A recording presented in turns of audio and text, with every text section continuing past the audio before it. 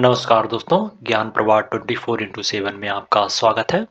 आज से हम लोग आरओ का टेस्ट सीरीज स्टार्ट कर रहे हैं और इस टेस्ट सीरीज में आने वाले आरओ एग्जाम के लिए अत्यंत इंपॉर्टेंट क्वेश्चन दिए गए हैं। तो चलिए टाइम को बिना वेस्ट किए आगे बढ़ते हैं और आप लोगों से एक विनम्र निवेदन है कि आप लोग चैनल को सब्सक्राइब कर लीजिए, वीडियो को लाइक करें, शेयर करें और कमेंट करें। और इस वीडियो के पीडीएफ के लिए टेलीग्राम या व्हाट्सएप ग्रुप को ज्वाइन कर लीजिए, जो कि लिंक डिस्क्रिप्शन में दे दिया गया है। तो चलिए स्टार्ट करते हैं। पहला क्वेश्चन आपके स्क्रीन पे है। निम्नलिखित कथनों पर विचार करें। पहला कथन है, पीटर्स इंडिया एक्ट 1784 द्वारा कंपनी के कार्यों पर ब्रिटिश सरकार का पूर्ण नियंत्रण स्थापित हो गया। और दूसरा कथन है, इस एक्ट के तहत मद्रास बंबई के गवर्नर को बंगाल के गवर्नर जनरल के अधीन कर दिया गया। मद्रास और बंबई के गवर्नर जनरल को जो रेगुलेटिंग एक्ट के 1773 के रेगुलेटिंग एक्ट के तहत बंगाल के गवर्नर जनरल के अधीन किया गया था, न कि पीटर्स इंडिया एक्ट 1784 के अंतर्गत। तो इसका जो कथन तो है वो गलत हो जाएगा। और पीटर्स इंडिया एक्ट 1784 द्वारा जो कंपनी के कार्यों पर ब्रिटिश सरकार का पूर्ण नियंत्रण स्थापित हो गया और दो बोर्ड का गठन हुआ, बोर्ड ऑफ कंट्रोलर और board of director. Board of controller जो है वो राजनीतिक मामले के लिए और बोर्ड ऑफ डायरेक्टर जो है वो व्यापारिक मामले के लिए गठित किया गया था पीटर्स इंडिया एक्ट 1784 के द्वारा। तो इसमें कथन जो एक है वो सही है। तो इसका जो केवल एक सही है, तो इसमें जो ऑप्शन ए है वो सही हो जाएगा। इसमें नेक्स्ट क्वेश्चन है, निम्नलिखित में से कौन एक भारत में ईस्ट इंडिया कंपनी द्वारा नियुक्त अंतिम गवर्नर जनरल तथा भारत का प्रथम वायसराय था?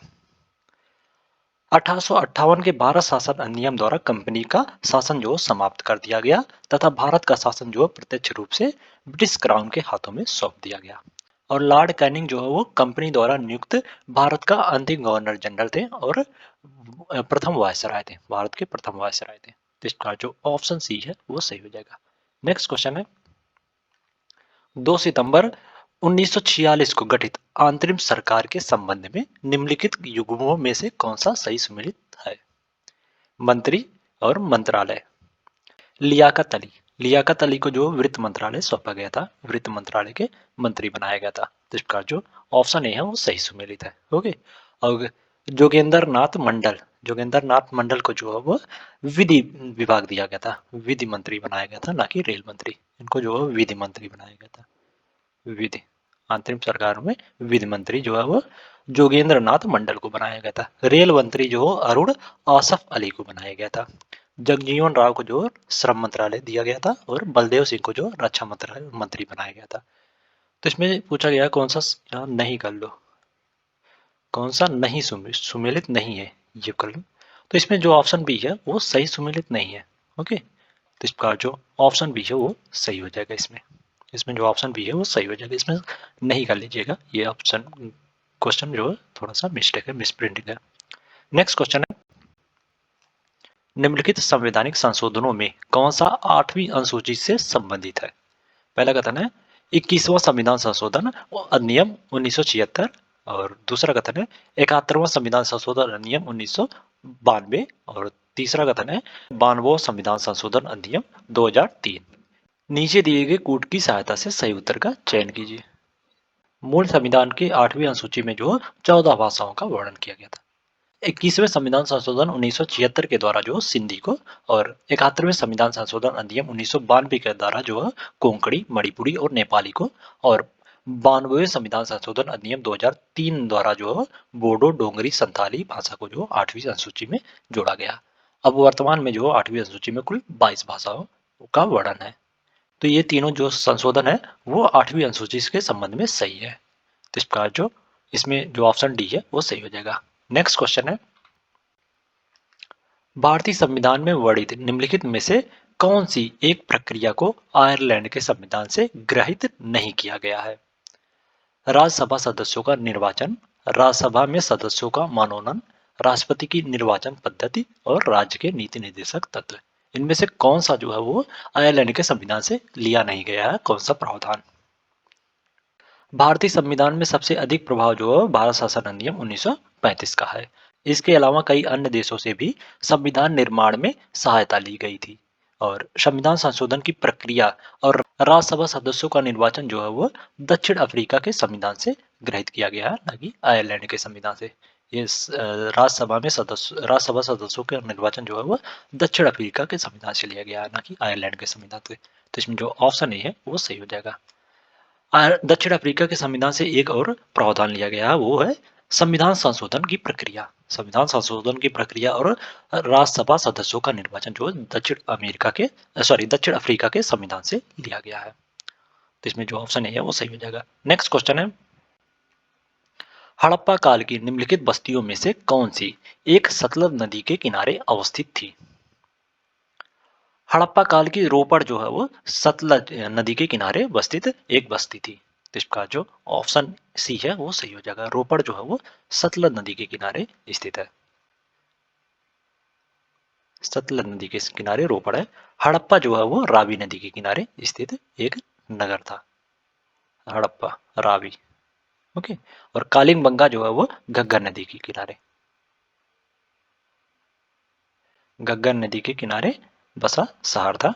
और ये लोथल जो है वो भोगवा नदी के किनारे बसा शहर था, भोगवा, ओके। तो इसमें जो ऑप्शन सी है वो सही हो जाएगा। नेक्स्ट क्वेश्चन है, सिंधु घाटी सभ्यता का विस्तार निम्नलिखित में से किस नदी के तट पर नहीं था? सिंधु घाटी सभ्यता का विस्तार जो गंगा नदी के तट पर नहीं था। तो इसका जो ऑप्शन सी है वो सही हो जाएगा।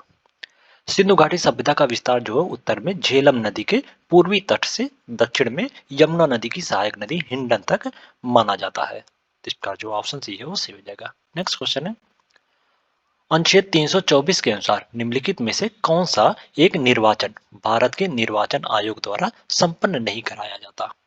ऑप्शन ए पंचायत एवं नगर निगम निर्वाचन, ऑप्शन बी है संसद के सदस्यों का निर्वाचन, ऑप्शन सी है राज्य विधान मंडलों के सदस्यों का निर्वाचन, और ऑप्शन डी है राष्ट्रपति या उपराष्ट्रपति का निर्वाचन। अनुच्छेद 324 के अनुसार जो संसद, राज्य विधान मंडल और राष्ट्रपति और उपराष्ट्रपति के पदों के निर्वाचन की जिम्मेदारी जो भारत के निर्वाचन आयोग की है। और राज्यों में होने वाले पंचायत व नगर निगम के चुनाव की जिम्मेदारी जो राज्य निर्वाचन आयोग की है, ना कि भारत के निर्वाचन आयोग की। तो इसका जो ऑप्शन ए है वो सही हो जाएगा। पंचायत एवं नगर निगम निर्वाचन जो है वो अनुच्छेद 334 के तहत जो है भारत के निर्वाचन आयोग के द्वारा नहीं कराया जाता। तो इसमें जो ऑप्शन ए है वो सही जगह। पंचायत एवं नगर निगम का निर्वाचन जो उस राज्य का निर्वाचन आयोग करवाता है। तो इसमें जो ऑप्शन ए है वो सही हो जाएगा। नेक्स्ट क्वेश्चन है, सूची 1 को सूची 2 से सुमेलित करें तथा सूचियों के नीचे दिए गए कूट की सहायता से सही उत्तर चुनिए। सूची 1 में है अनुच्छेद और सूची 2 में है विवरण। अनुच्छेद 371 झा यानी आई, एसओ आई, अनुच्छेद 371 आई, यह जो है वो गोवा राज्य के संबंध में विशेष उपबंध से संबंधित है। तो इसका जो ए है वो 1 से सुमेलित हो जाएगा। अनुच्छेद 371 जा का संबंध जो है अरुणाचल प्रदेश के संबंध में विशेष उपबंध से है। तो इस पार्ट बी का 2 से सुमेलित हो जाएगा। और अनुच्छेद 371 छा जो है वो मिजोरम राज्य के संबंध में विशेष उपबंध से है। तो इसका जो सी है वो 3 से सुमेलित हो जाएगा।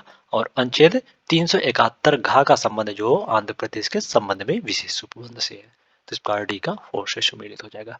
तो इसमें 1 2 3 4 इधर राइट आंसर हो जाएगा। तो इसमें जो ऑप्शन ए है वो सही हो जाएगा। नेक्स्ट क्वेश्चन है, निम्नलिखित कथनों पर विचार करें। पहला कथन है उपराष्ट्रपति राज्यसभा का पदेन सभापति होता है। और दूसरा कथन है उपराष्ट्रपति जो है वो राज्यसभा का सदस्य नहीं होता है। और तीसरा कथन है कार्यवाहक राष्ट्रपति के रूप में उपराष्ट्रपति अधिकतम 6 माह की अवधि तक कार्य कर सकता है। उपरोक्त कथनों में से कौन सा कथन सत्य है? संविधान के अनुच्छेद 63 के अनुसार जो है भारत का एक उपराष्ट्रपति होगा। और भारत में उपराष्ट्रपति के पद संबंधित प्रावधान जो है वो अमेरिका के संविधान से ग्रहण किया गया है। और उपराष्ट्रपति जो है राज्यसभा का पदेन सभापति होता है। तो इसका जो कथन एक है वो सही हो जाएगा। राष्ट्रपति उपराष्ट्रपति का प्रावधान जो अनुच्छेद 63 में किया गया, आर्टिकल 63 में, ओके। एक भारत का एक उपसभापति होगा, उपराष्ट्रपति सॉरी उपराष्ट्रपति होगा। और उपराष्ट्रपति जो राज्यसभा का पदेन सभापति होता है। राष्ट्रपति जो राज्यसभा का सदस्य नहीं होता। तो इसका जो कथन 2 है वो भी सही है, ओके। और कार्यवाहक राष्ट्रपति के रूप में उपराष्ट्रपति जो अधिकतम 6 माह की अवधि तक कार्य कर सकता है। तो इसका जो कथन 3 है वो भी सही है। तो इसमें तीनों कथन जो उपराष्ट्रपति के संबंध में सही है। तो इसका जो ऑप्शन डी है वो सही हो जाएगा इसमें। नेक्स्ट क्वेश्चन है, निम्नलिखित कथनों पर विचार करें।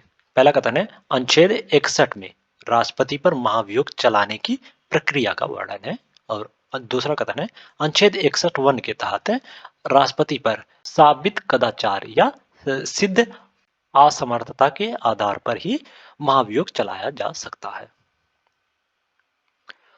महाभियोग जो है एक अर्धन्यायिक प्रक्रिया है और भारतीय संविधान के अनुच्छेद 61 में राष्ट्रपति पर महाभियोग चलाने की प्रक्रिया का वर्णन है। इसका जो कथन एक है वो सही हो जाएगा इसमें।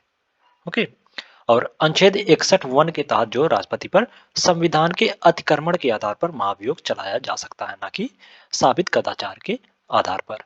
इसका जो कथन 2 है वो गलत हो जाएगा। यदि अनुच्छेद 61 के तहत जो राष्ट्रपति पर संविधान के अतिक्रमण के आधार पर जो उस पर महाभियोग चलाया जा सकता है, तो इसमें जो कथन 1 है वो सही है, जबकि कथन 2 जो है गलत हो जाएगा। तो इसमें केवल एक सही है, तो A be the right answer हो जाएगा इसमें। नेक्स्ट क्वेश्चन है निम्नलिखित में से कौन सा एक कथन मौलिक कर्तव्यों के संबंध में सत्य नहीं है। ऑप्शन ए यह मूल संविधान का हिस्सा है, और ऑप्शन बी है यह संविधान के भाग 4 का में वर्णित है, और ऑप्शन सी है यह सोवियत संघ के संविधान से प्रेरित है, और ऑप्शन डी है 86वें संविधान संशोधन अधिनियम 2002 द्वारा 11वें मौलिक कर्तव्य को जोड़ा गया है। इसमें पूछा गया है कि कौन सा कथन जो मौलिक कर्तव्य के संबंध में सत्य नहीं है। मौलिक कर्तव्य जो मूल संविधान का हिस्सा नहीं है, बल्कि इसे 42वें संविधान संशोधन अधिनियम 1976 के द्वारा जो मौलिक कर्तव्य को जोड़ा गया था। इसको जो 42वें संविधान संशोधन अधिनियम 1976 के माध्यम से जो इसको संविधान में जोड़ा गया था। ओके, तो इसका जो ऑप्शन ए है वो सही नहीं है मौलिक कर्तव्य के संबंध में, तो जो इसमें ऑप्शन ए है वो सही हो जाएगा।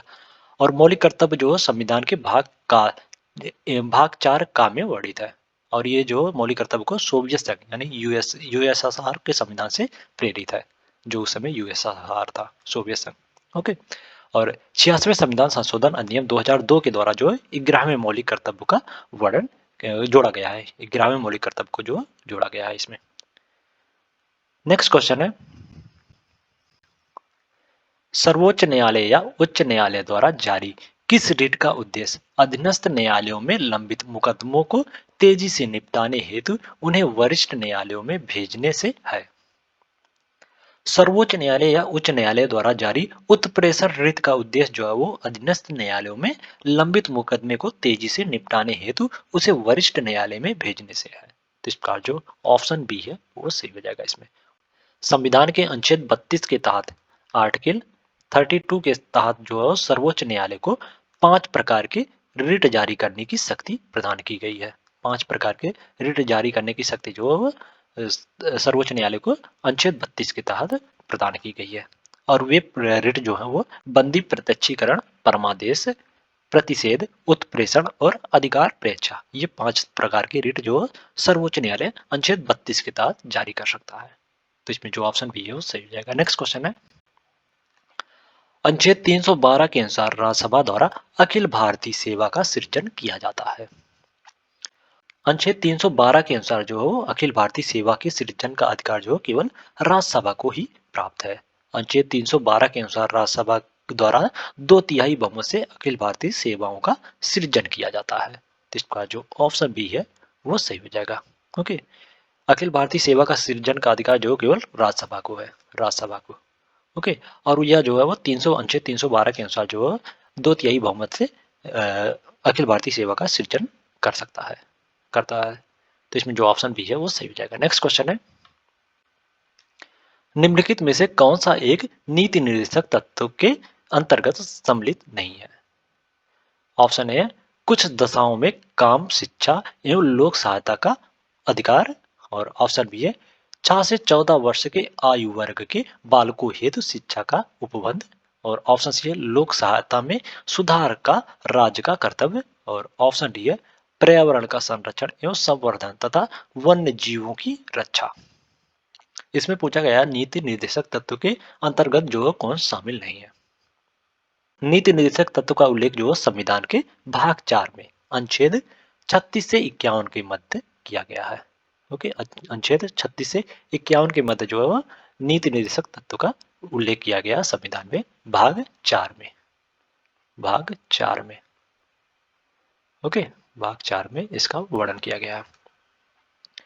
और अनुच्छेद 45 के तहत जो 6 वर्ष से कम आयु के बच्चे के लिए प्रारंभिक बाल्यावस्था देखरेख एवं शिक्षा का उपबंध किया गया है नीति निर्देशक तत्व में। ओके, 6 से 14 वर्ष के आयु वर्ग के बालकों हेतु शिक्षा का उपबंध जो है वह संविधान के मौलिक अधिकार में शामिल है, ना कि राज्य के नीति निर्देशक तत्व में। तो इसका जो ऑप्शन बी है वो सही हो जाएगा। और ये सभी जो है वो राज्य के नीति निर्देशक तत्व के अंतर्गत शामिल है। ओके, तो इसमें जो ऑप्शन बी है वो सही हो जाएगा। नेक्स्ट क्वेश्चन है, नीचे दो कथन दिए गए हैं जिनमें से एक को अभिकथन ए और दूसरे को कारण आर कहा गया है। अभिकथन ए, महान्यायवादी जो सरकार का पूर्णकालिक विधि परामर्शी होता है। और कारण आर में कहा जा रहा है कि इसका परिश्रमिक राष्ट्रपति द्वारा निर्धारित होता है। नीचे दिए गए कूट से सही उत्तर का चयन कीजिए। अनुच्छेद 76 वंश के अनुसार जो उच्चतम न्यायालय के न्यायाधीशों की योग्यता रखने वाले व्यक्ति को राष्ट्रपति जो महान न्यायवादी के पद की नियुक्ति करता है। जो भी व्यक्ति उच्चतम न्यायालय के न्यायाधीश की योग्यता रखता है उसे राष्ट्रपति अनुच्छेद 76 वन के तहत, अनुच्छेद 76 वन के तहत जो है वो महान्यायवादी नियुक्त करता है। ओके, और महान न्यायवादी जो है राष्ट्रपति के प्रसादक प्रयत्न पद धारण करता है तथा उनका परिश्रमिक जो है राष्ट्रपति द्वारा निर्धारित होता है। तो इसका जो कारण है वो सही हो जाएगा इसमें। ओके, किंतु ना तो वह सरकार का पूर्णकालिक विधि परामर्शी होता है और ना ही सरकारी सेवक होता है।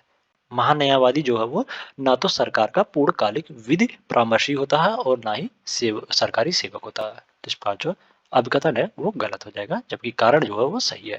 तो इसका जो ऑप्शन डी है वो सही हो जाएगा इसमें। नेक्स्ट क्वेश्चन है,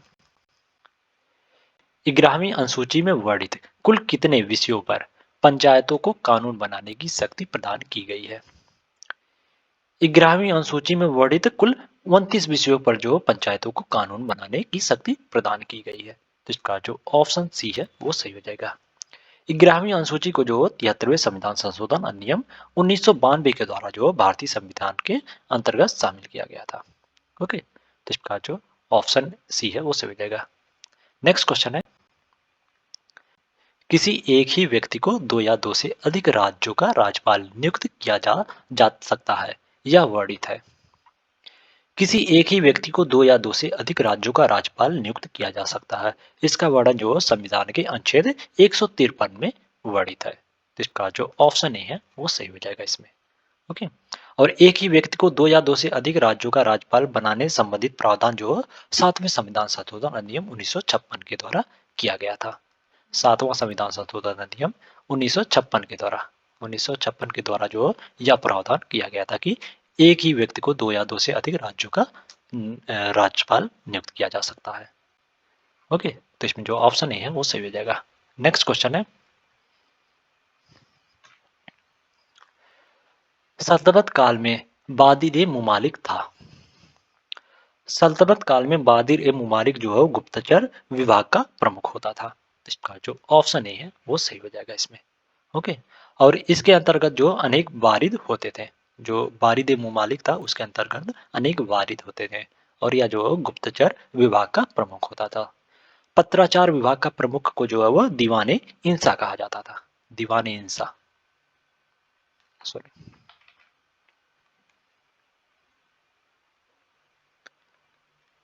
दीवान ए इंसा जो है वो पत्राचार विभाग को प्रमुख को कहा जाता था।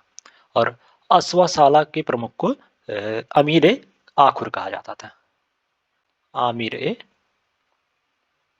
आखुर,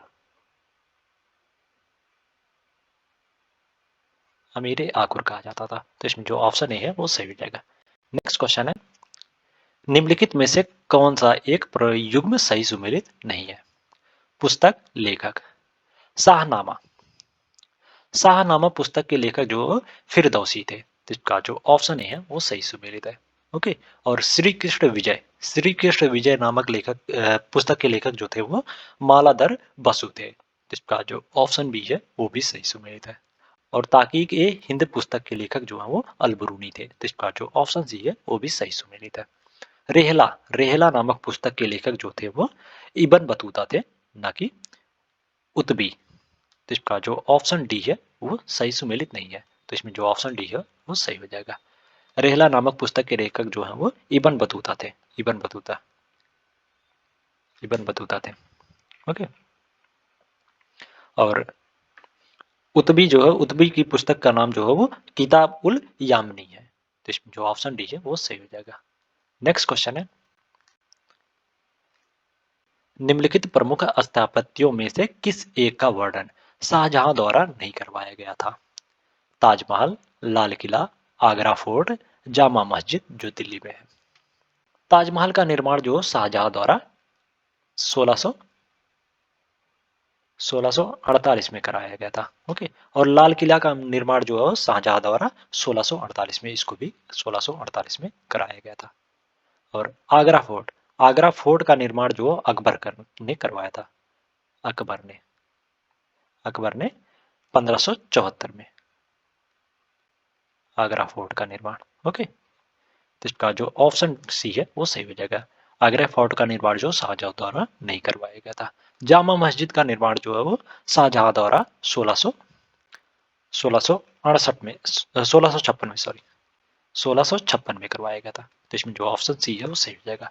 नेक्स्ट क्वेश्चन है, निम्न पर विचार करें। पहला कथन है सोशल सर्विसेज लीग, और दूसरा है स्वराज पार्टी, तीसरा है the servant of India society, और चौथा है नौजवान सभा। उपरोक्त संस्थानों की स्थापना का सही क्रम है। सोशल सर्विसेज लीग की स्थापना जो है वो 1911 में इसकी स्थापना हुई थी। सोशल सर्विसेज लीग की स्थापना जो है 1911 में हुई थी। और स्वराज पार्टी की स्थापना जो है वो 1923 में 1923 में स्वराज पार्टी की स्थापना हुई थी। और the servant of India society की स्थापना जो है वो 1905 में हुई थी, 1905 में। और नौजवान सभा की स्थापना जो है वर्ष 1926 में हुई थी, 1926 में।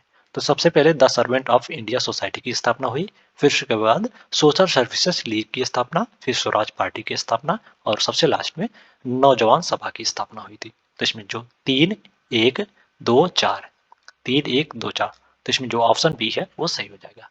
नेक्स्ट क्वेश्चन है, जलियांवाला बाग हत्याकांड की जांच हेतु कांग्रेस द्वारा किसकी अध्यक्षता में तहकीकात कमेटी का गठन किया गया था? जलियांवाला बाग हत्याकांड जो 13 अप्रैल 1919 में हुआ था। 13 अप्रैल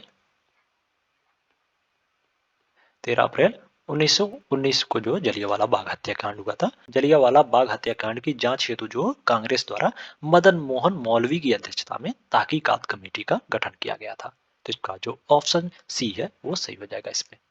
और अंग्रेज सरकार द्वारा जो इस हत्याकांड की जांच के लिए हंटर की अध्यक्षता में, लॉर्ड हंटर की अध्यक्षता में एक समिति का गठन किया गया था, जिसे हंटर आयोग के नाम से जाना जाता था।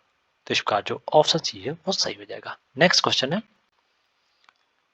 नीचे दो कथन दिए गए हैं जिनमें से एक को अभिकथन ए और दूसरे को कारण आर कहा गया है।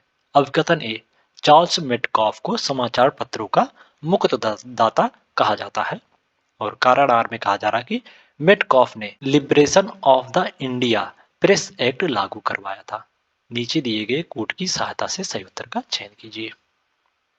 चार्ल्स मेटकॉफ को जो समाचार पत्रों का मुक्तदाता कहा जाता है, क्योंकि मेटकॉफ ने liberation of the India press act को लागू करवाया था। तो इसका जो अभिकथन है वो भी सही है, और कारण जो है वो भी सही है। और कारण जो कथन का अभिकथन का जो सही व्याख्या भी कर रहा है। तो इसका जो ऑप्शन ए है वो सही हो जाएगा इसमें। नेक्स्ट क्वेश्चन है, सूची 1 को सूची 2 से सुमेलित करें तथा सूचियों के नीचे दिए गए कूट की सहायता से सही उत्तर चुनिए। सूची 1 में पत्र पत्रिकाएं, और सूची 2 में लेखक या संपादक।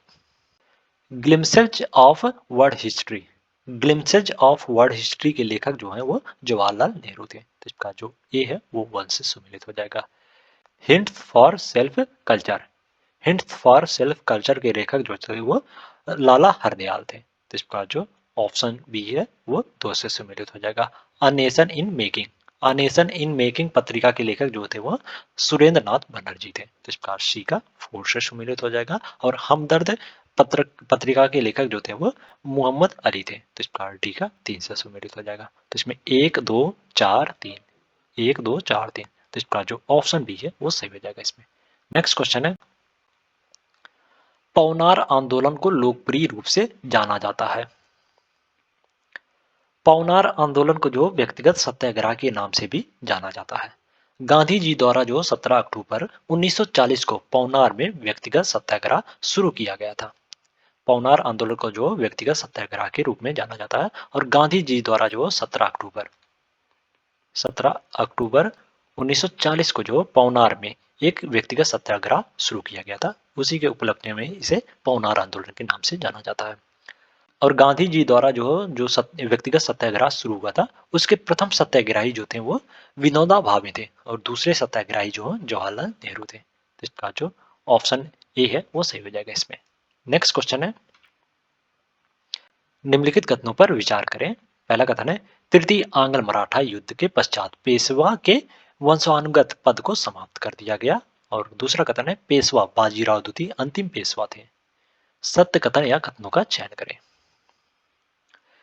तृतीय आंग्ल मराठा युद्ध जो है वो 1817 से 1819 के मध्य अंग्रेजों और मराठों के मध्य हुआ था। ओके। और तृतीय आंग्ल मराठा युद्ध के पश्चात पेशवा के वंशानुगत पद को जो समाप्त कर दिया गया। तो इसका जो कथन एक है वो सही है।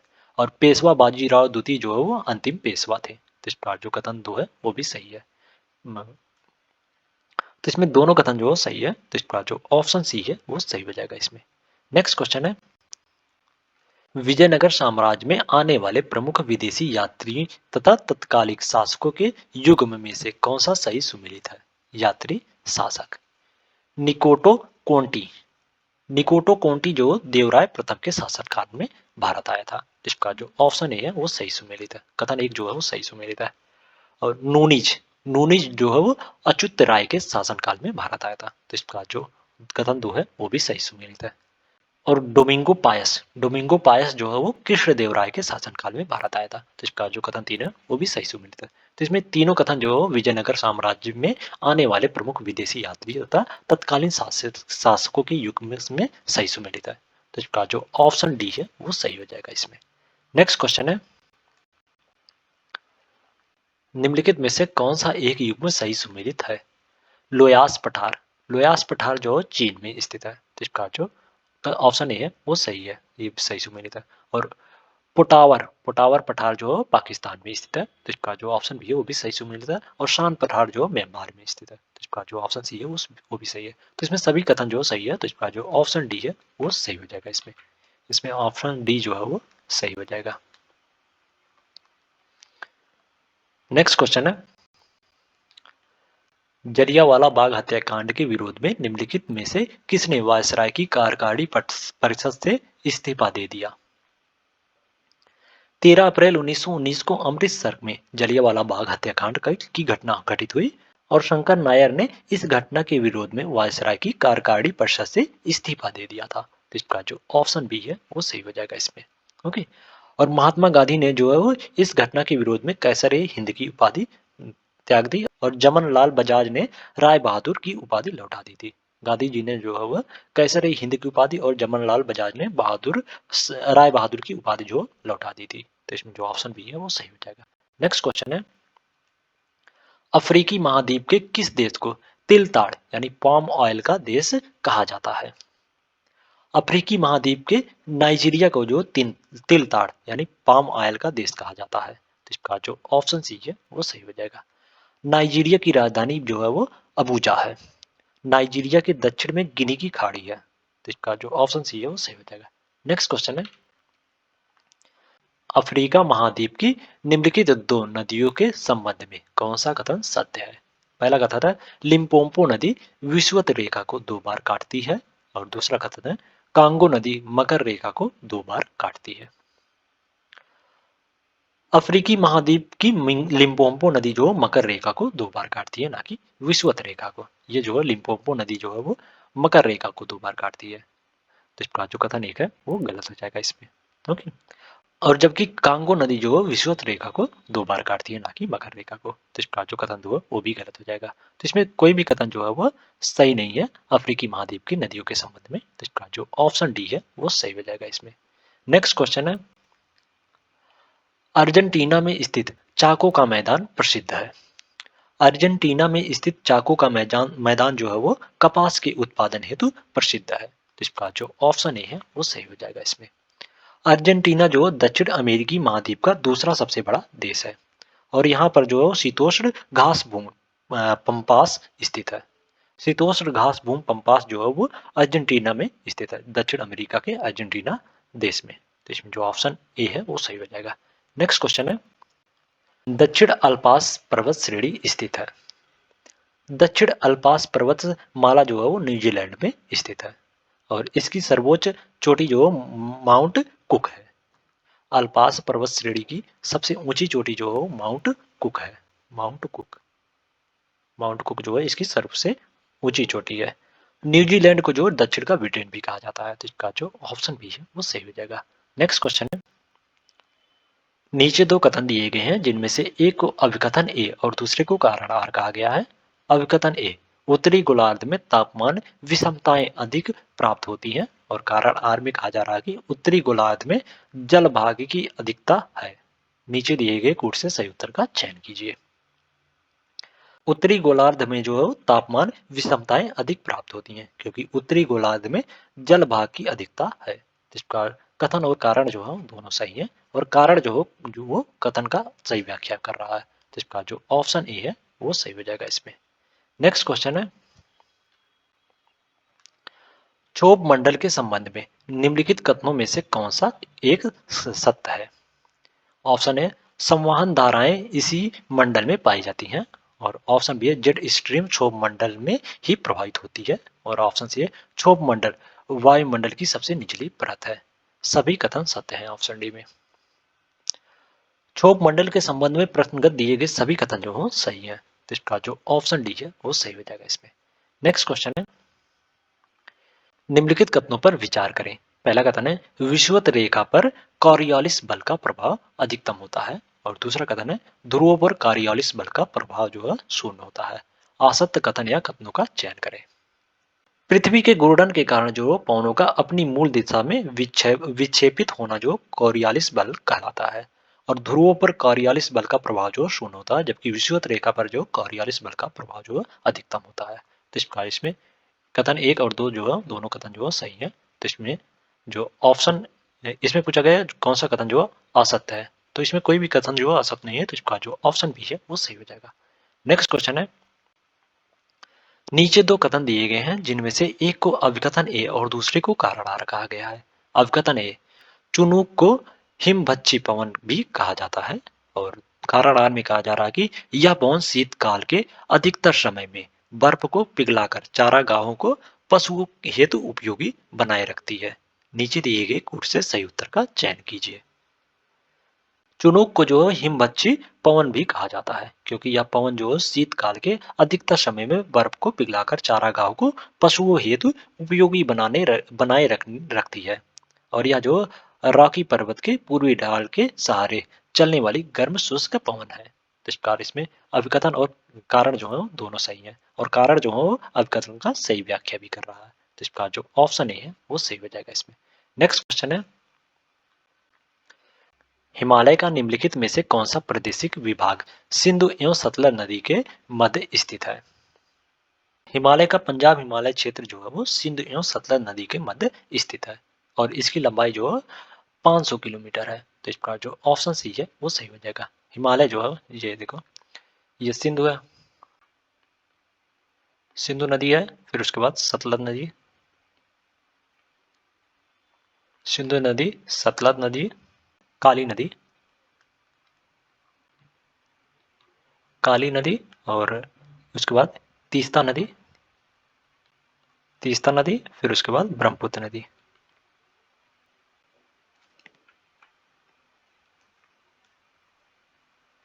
ब्रह्मपुत्र नदी, सिंधु नदी और सतलज नदी के मध्य को जो पंजाब हिमालय कहते हैं, पंजाब हिमालय, और सतलज नदी और काली नदी के मध्य को जो कुमाई हिमालय कहते हैं और काली नदी और तीस्ता नदी के बीच के क्षेत्र को जो है वो नेपाल हिमालय कहते हैं, नेपाल हिमालय, और तीस्ता और ब्रह्मपुत्र नदी के बीच के क्षेत्र को जो है वो असम हिमालय असम हिमालय कहते हैं, असम में।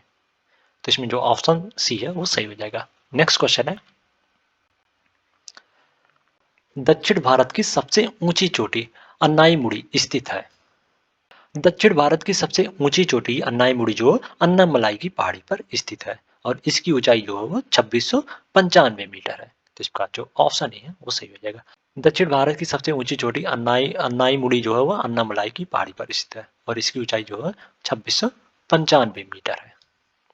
तो इसका जो ऑप्शन ए है वो सही हो जाएगा। और नीलगिरी पहाड़ी की सबसे ऊंची चोटी जो है दोदा बेट्टा है जो 2637 मीटर है।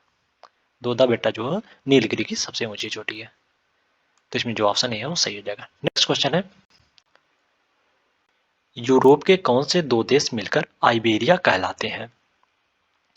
यूरोप के दो देश स्पेन और पुर्तगाल मिलकर जो आइबेरिया कहलाते हैं। तो इसका जो ऑप्शन ए है वो सही हो जाएगा इसमें। नेक्स्ट क्वेश्चन है, अल्पसंख्यक वर्गों के हितों का संरक्षण तथा सुरक्षा संबंधित अधिकार का उल्लेख है। अल्पसंख्यक वर्गों के हितों का संरक्षण एवं सुरक्षा संबंधित अधिकारों का उल्लेख जो है अनुच्छेद 29 में किया गया है। तो इसका जो ऑप्शन ए है वो सही हो जाएगा। और अनुच्छेद 30 में जो है वो शिक्षा संस्थानों की स्थापना तथा प्रशासन करने की अल्पसंख्यक वर्गों को अधिकार दिया गया है। तो इसका जो ऑप्शन ए है वो सही हो जाएगा इसमें। नेक्स्ट क्वेश्चन है, नीचे दो कथन दिए गए हैं जिनमें से एक को अभिकथन ए और दूसरे को कारण आर कहा गया है।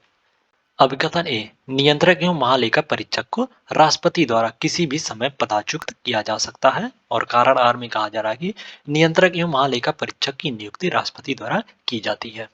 नीचे दिए गए कोड से सही उत्तर का चयन कीजिए।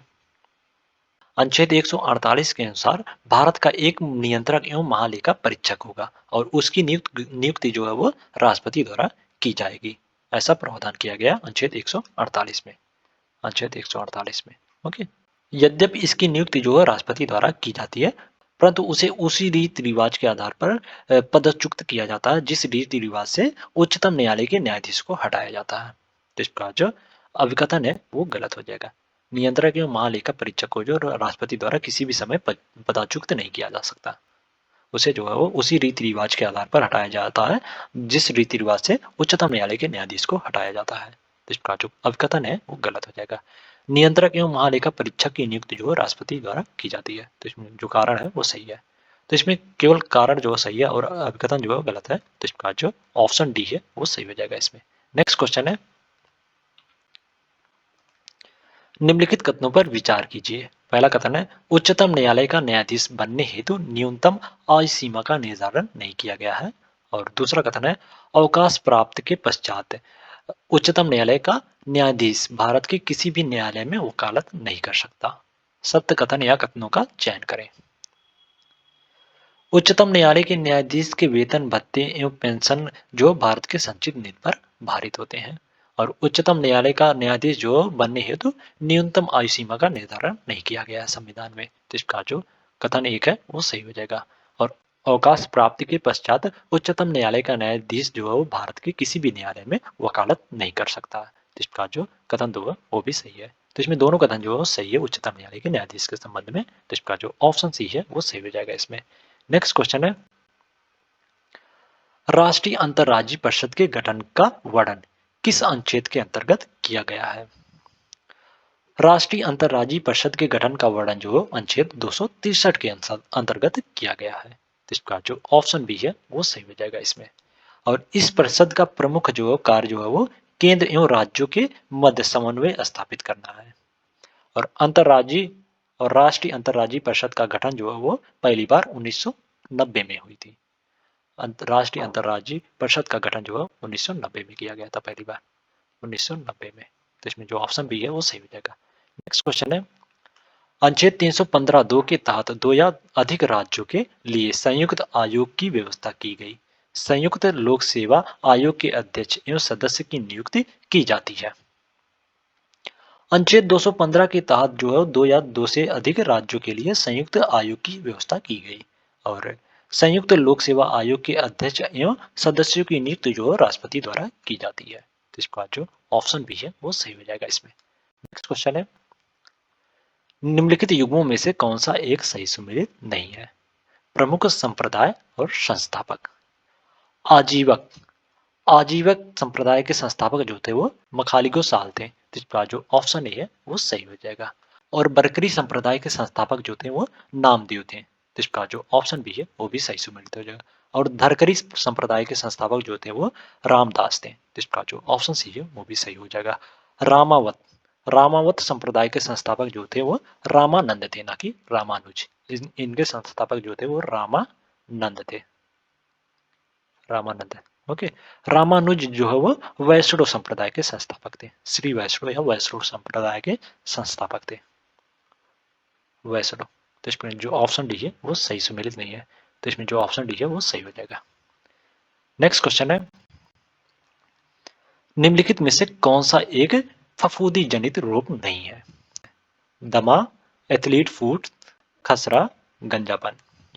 खसरा जो है वो एक विषाणु जनित रोग है, ना कि फफूंदी जनित रोग है, तो इसका जो ऑप्शन सी है वो सही हो जाएगा। और दमा, एथलीट फूट, गंजापन, दाद, ये सभी जो फफूंदी जनित रोग है, तो इसमें जो ऑप्शन सी है वो सही हो जाएगा। नेक्स्ट क्वेश्चन है, औद्योगिक एवं वृत्ति पुनर्निर्माण बोर्ड का गठन वर्ष 1981 में किया गया था, इसका उद्देश्य था। औद्योगिक एवं वृत्ति पुनर्निर्माण बोर्ड का गठन जो है वर्ष 1981 में किया गया था, और इसका उद्देश्य जो है वो जीर्ण उद्योग की पुनरुत्थान करना था। जीर्ण उद्योग का जो पुनरुत्थान करना था, इस वजह से औद्योगिक एवं वृत्ति पुनर्निर्माण बोर्ड का गठन किया गया था वर्ष 1981 में। इसका जो ऑप्शन ए है वो सही हो जाएगा इसमें। नेक्स्ट क्वेश्चन है, निम्नलिखित कथनों पर विचार करें। पहला कथन है, भारत में सर्वाधिक जोतों की संख्या सीमांतर प्रकार की है। और दूसरा कथन है, हरित क्रांति का प्रारंभ तृतीय पंचवर्षीय योजना से माना जाता है। और तीसरा कथन है, भारतीय हीरा संस्थान सूरत में स्थित है। इनमें से कौन सा जो सही है, ये पूछा गया। भारत में सर्वाधिक जोतों की संख्या जो सीमांत प्रकार की है, तो इसका जो कथन एक है वो सही है। और हरित क्रांति का प्रारंभ जो तृतीय पंचवर्षीय योजना से माना जाता है, तो इसका जो कथन दो है वो भी सही है। और भारतीय हीरा संस्थान जो सूरत में स्थित है, तो इसका जो कथन तीन है वो भी सही है। तो इसमें तीनों कथन जो सही है, तो इसका जो ऑप्शन डी है वो सही हो जाएगा इसमें। नेक्स्ट क्वेश्चन है, निम्नलिखित में से कौन सा एक अमीनो अम्ल प्रोटीन की प्रचुरता वाले खाद्य पदार्थों में उपस्थित होता है? अमीनो अम्ल जो टायरोसिन प्रोटीन की प्रचुरता वाले खाद्य पदार्थों में उपस्थित होता है। टायरोसिन की कमी से जो व्यक्ति स्वयं को दुखी एवं सुस्त महसूस करता है, तो इसका जो ऑप्शन ए है वो सही हो जाएगा इसमें। नेक्स्ट क्वेश्चन है, निम्नलिखित युग्मों में से कौन सा एक सही सुमेलित नहीं है? विटामिन और रासायनिक नाम। विटामिन बी फाइव का रासायनिक नाम जो है वो पेंटोथीनिक अम्ल है, पेंटोथीनिक अम्ल है, तो इसका जो ऑप्शन ए है वो सही सुमेलित है। विटामिन बी नाइन का रासायनिक नाम जो है वो फोलिक अम्ल है, तो इसका जो ऑप्शन बी है वो भी सही सुमेलित है। और विटामिन बी ट्वेल्व का नाम जो है वो साइनोकोबालमिन है, तो इसका जो ऑप्शन सी है वो भी सही सुमेलित है। और विटामिन बी टू का रासायनिक नाम जो है राइबोफ्लेविन है, तो इसका जो ऑप्शन डी है वो सही सुमेलित नहीं है, तो इसमें जो ऑप्शन डी है वो सही हो जाएगा। ओके। फ्लूकीविनोन जो है वो, ये जो है फ्लूकीविनोन जो है वो विटामिन के का रासायनिक नाम है, तो इसमें जो ऑप्शन डी है वो सही हो जाएगा। नेक्स्ट क्वेश्चन है, निम्नलिखित में से किस एक नदी का उद्गम स्थल मैकाल पठार नहीं है? मैकाल पठार जो है वो छत्तीसगढ़ में स्थित है, और इसके पश्चिमी भाग में नर्मदा नदी और उत्तरी भाग से सोन नदी और दक्षिणी भाग से जो महानदी निकलती है, तो इसका जो ऑप्शन ए है वो सही हो जाएगा। गोदावरी जो प्रायद्वीपीय भारत की सबसे बड़ी नदी है, और इसका उद्गम जो महाराष्ट्र के नासिक जिले से होता है, ना कि मैकाल पठार से, तो इसका जो ऑप्शन ए है वो सही हो जाएगा इसमें। नेक्स्ट क्वेश्चन है, नीचे दो कथन दिए गए हैं जिनमें से एक को अभिकथन है और दूसरे को कारण आहार कहा गया है। अभिकथन है, कान नाक गले के डॉक्टर द्वारा उत्तल दर्पण का विशेष रूप से प्रयोग किया जाता है। और कारण आर में कहा जा रहा है कि उत्तल दर्पण जो पास स्थित वस्तुओं का बड़ा प्रतिबिंब देता है। नीचे दिए गए कूट से सही उत्तर का चयन कीजिए। नाक कान गले के डॉक्टर द्वारा जो अवतल दर्पण का विशेष रूप से उपयोग किया जाता है, ना कि उत्तल दर्पण का। अवतल दर्पण का उनके द्वारा जो है अवतल दर्पण का प्रयोग किया जाता है विशेष रूप से, तो इसका जो अभिकथन है वो गलत हो जाएगा। क्योंकि अवतल दर्पण जो अधिकांशतः वास्तविक प्रतिबिंब प्राप्त कर बनाता है, और जबकि उत्तर दर्पण जो है वो पास स्थित वस्तुओं का बड़ा प्रतिबिंब देता है। तो इसका जो कारण है वो भी सही है। तो इसमें कथन जो है, अभिकथन जो है वो गलत है, किंतु कारण जो है सही है। तो इसका जो ऑप्शन डी है वो सही हो जाएगा इसमें। नेक्स्ट क्वेश्चन है, निम्नलिखित युग्मों में से कौन सा एक सही सुमेलित नहीं है? प्रमुख स्थल अवस्थिति। ओपेरा हाउस, ओपेरा हाउस जो हो सिडनी में स्थित है। तो इसका जो ऑप्शन ए है वो सही सुमेलित है। काबा, काबा जो मक्का में स्थित है। तो इसका जो ऑप्शन बी है वो भी सही सुमेलित है। ग्रांड कैनान, ग्रांड कैनान जो है वो आरिजोन में स्थित है। तो इसका जो ऑप्शन सी है वो भी सही सुमेलित है। मर्डेका पैलेस, मर्डेका पैलेस जो है वो जकार्ता इंडोनेशिया में स्थित है, ना कि मिस्र में, या जो इंडोनेशिया, इंडोनेशिया में स्थित है। ओके, ना कि मिस्र में। तो इसका जो ऑप्शन डी है वो सही सुमेलित नहीं है। तो इसमें जो ऑप्शन डी है वो सही हो जाएगा। नेक्स्ट क्वेश्चन है, नीचे दो कथन दिए गए हैं जिनमें जिनमें से एक को अभिकथन ए और दूसरे को कारण आर कहा गया है। अभिकथन ए, आर्गन गैस विद्युत बल्ब में भरी जाती है, और कारण आर भी कहा जा रहा है कि उसकी उपस्थिति से तंतु की जीवन काल जो है वो बढ़ जाती है। नीचे दिए गए कूट से सही उत्तर का चयन कीजिए। आर्गन गैस जो है वो विद्युत बल्ब में भरी जाती है, क्योंकि इसकी उपस्थिति से जो है तंतु का जीवन काल जो बढ़ जाता है। जो पहले जो बल्ब होता था, ऐसे बल्ब होता था, ऐसे ऐसे जो एलिमेंट लगा होता था इसमें जो बलता बढ़ता था, उसकी जीवन काल जो बढ़ जाती थी आर्गन गैस की उपस्थिति के कारण। ओके, तो इसमें अभिकथन और कारण जो है दोनों सही है, और कारण जो है अभिकथन का सही व्याख्या भी कर रहा है। तो इसका जो ऑप्शन ए है वो सही हो जाएगा इस पे। नेक्स्ट क्वेश्चन है, निम्नलिखित कथनों पर विचार कीजिए। पहला कथन है, सूर्य का प्रकाश एवं ऊष्मा का स्रोत नाभिकीय संलयन है, और दूसरा कथन है, हाइड्रोजन बम नाभिकीय संलयन पर आधारित है। सत्य कथन या कथनों का चयन करें।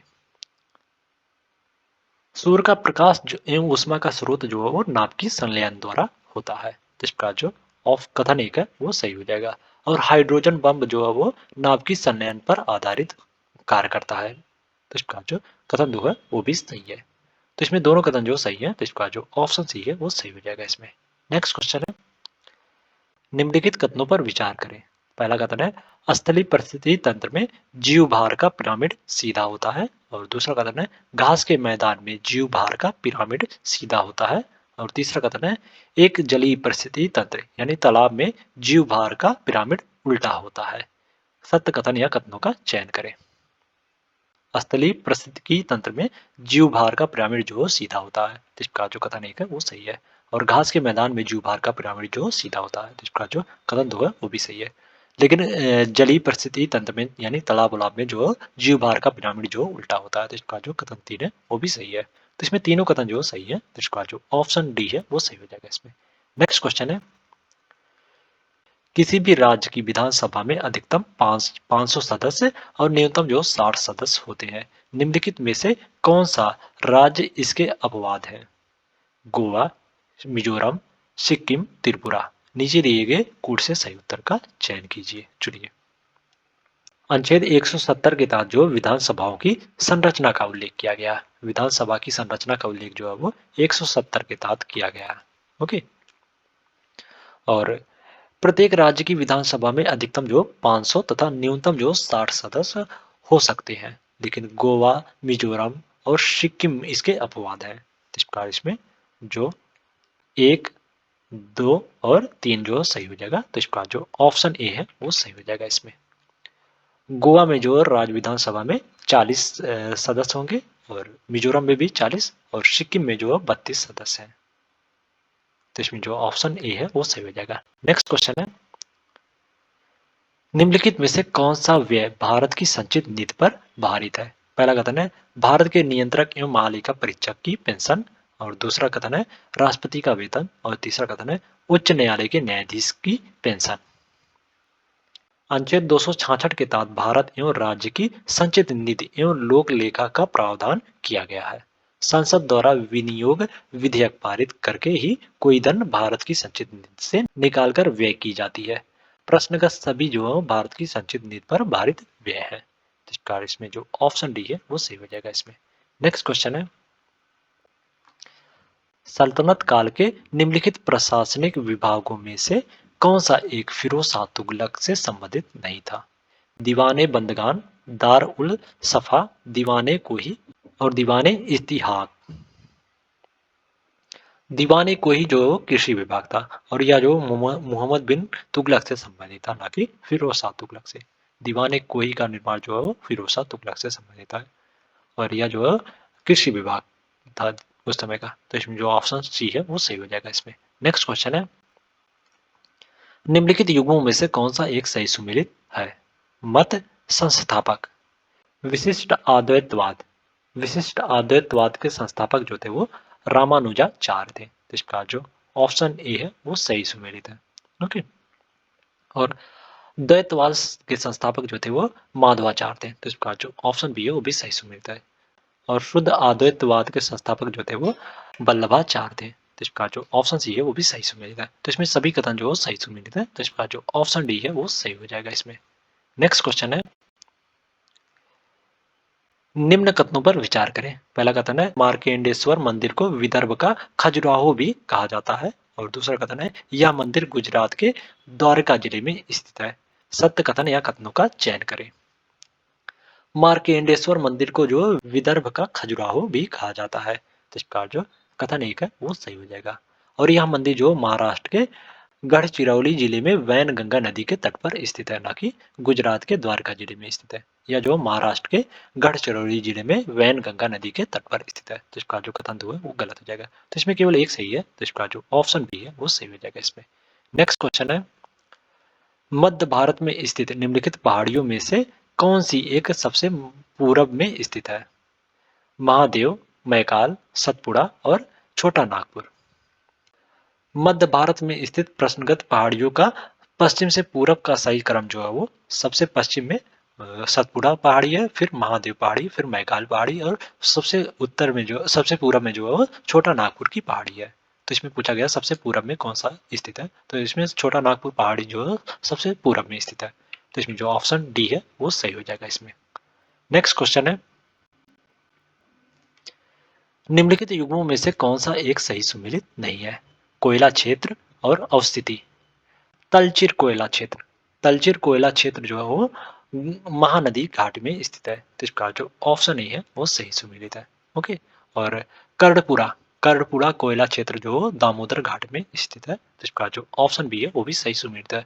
सिंगरैनी, सिंगरैनी कोयला क्षेत्र जो है वो गोदावरी घाट में स्थित है। तो इसका जो ऑप्शन बी है सी है वो भी सही सुमेलित है। सिंगरौली, सिंगरौली कोयला क्षेत्र जो है सोन नदी की घाट में स्थित है, ना कि नर्मदा घाटी में। तो इसका जो ऑप्शन डी है वो सही सुमेलित नहीं है। तो इसमें जो ऑप्शन डी है वो सही हो जाएगा। सिंगरौली कोयला क्षेत्र जो है वो सोन नदी, सोन घाट में स्थित है। ओके, सोन घाट में।